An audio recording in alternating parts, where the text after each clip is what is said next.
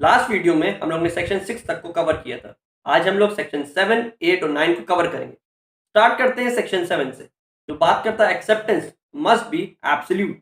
Absolute का मतलब यानी कि जब दो पार्टीज कॉन्ट्रैक्ट करने आती हैं तो जो चीजें वो एग्रीमेंट में लिखती हैं उसको उसी के अकॉर्डिंग फॉलो करना है। दूसरा पॉइंट बताता है कि एक्सेप्टेंस अनक्वालिफाइड भी हो सकती है, यानी कि उसमें कुछ क्वालिफिकेशन ऐड कर सकते हैं, यानी कि आप उसमें कुछ कंडीशंस ऐड कर सकते हैं। मान लीजिए दो पर्सन है ए और बी। ए बी को कहते हैं कि तुम मेरे लिए पेन परचेज कर दो, लेकिन साथ में बी ये भी कह देता है कि तुम इस पेन को परचेज करके मेरे घर होम डिलीवरी कर दो। अभी जो पॉइंट होम डिलीवरी का आया है यही एक कंडीशन है जो कि एक्सेप्टेंस को क्रिएट करता है। अब इसमें पर्सन ए चाहे इस पॉइंट को एक्सेप्ट करे, चाहे तो वो रिजेक्ट कर दे। फिर बताता है एक्सेप्टेंस यूजुअल और रीजनेबल मैनर में होनी चाहिए। यूजुअल मैनर मतलब जो कि नॉर्मल मैनर होता है एक्सेप्टेंस को भेजने का, वही मतलब लेटर या मेल के थ्रू। रीजनेबल मैनर का मतलब यह है कि जो टाइम पीरियड अलॉट किया गया है उस एग्रीमेंट में, उसी टाइम पीरियड के अंडर कॉन्ट्रैक्ट का कंप्लीशन होना जरूरी है। कभी कभी कुछ ओरिजिनल ऑफर्स का काउंटर ऑफर कर दिया जाता है, यानी कि जो पार्टीज द्वारा जो ऑफर बनाया जाता है उसमें कुछ चेंजेस कर दी जाती है, यानी कि उसका अपोज किया जा सकता है। मान लीजिए ए बी को कहता है कि मैं तुम्हें ये गाड़ी 10 लाख में दूंगा, लेकिन बी कहता है कि मुझे ये गाड़ी 5 लाख में चाहिए। अब यहाँ पे देखिए बी ने काउंटर ऑफर किया है ए के अगेंस्ट। अब इसमें ए की मर्जी है, चाहे तो वो इस ऑफर को एक्सेप्ट करे या फिर रिजेक्ट करे। एक्सेप्टेंस मस्ट बी एब्सोल्यूट के कुछ केस लॉस को देखते हैं। पहला केस है Haridwar Singh versus Begum Sumri. Supreme court held that acceptance with a variation is no acceptance. It is in effect and substance simply a counter proposal which must be accepted fully by the original proposer before a contract is made.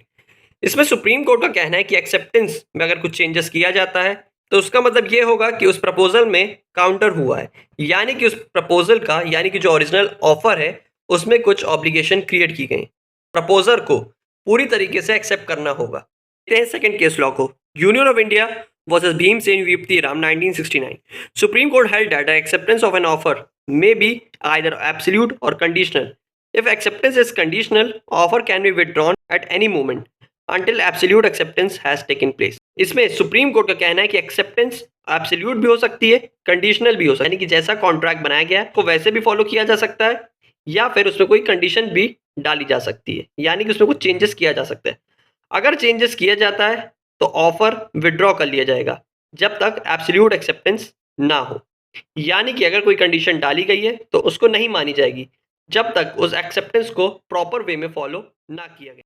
एक case law को और देखते हैं, Padia timber company versus board of trustees of Visakhapatnam port trust 2021।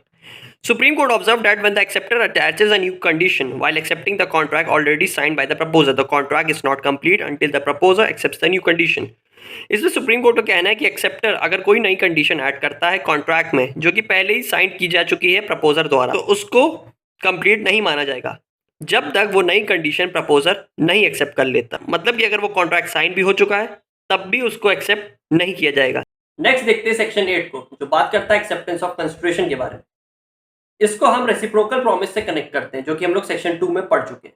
Reciprocal promises में जब दो parties आपस में कुछ प्रॉमिस क्रिएट करती है तो उसमें जब तक दोनों पार्टीज आपस में किए गए प्रॉमिस को परफॉर्म नहीं करती है, यानी कि जब तक वो एक्सेप्ट नहीं करती है तब तक उसका एक्सेप्टेंस नहीं होगा। अगर वो प्रॉमिसेस दोनों पार्टीज फुलफिल कर लेती हैं तो ये मान लिया जाएगा कि कंसिडरेशन का एक्सेप्टेंस हो गया। बस इतना ही सेक्शन 8 कहता है। देखते हैं फिर सेक्शन 9 को।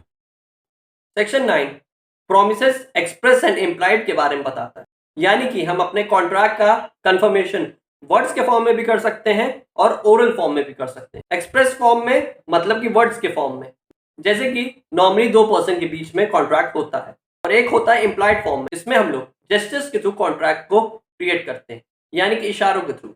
इसमें ए बी को कहता है कि तुम मेरे लिए चिप्स परचेज कर लो। यहाँ पे ये बात ए बी को मुंह से नहीं बोल रहा है, इशारों से कह रहा है, यानी कि वो फिंगर कर रहा है उस चीज पे, तो इसमें जेस्चर का यूज किया गया है, तो ये भी एक तरीके का प्रॉमिस कहलाया जाए। तो यही कहता है सेक्शन 9। आई होप सेक्शन 7, 8 और 9 का कंसेप्ट आपको क्लियर हुआ हो। तो मिलते हैं फिर नेक्स्ट वीडियो में।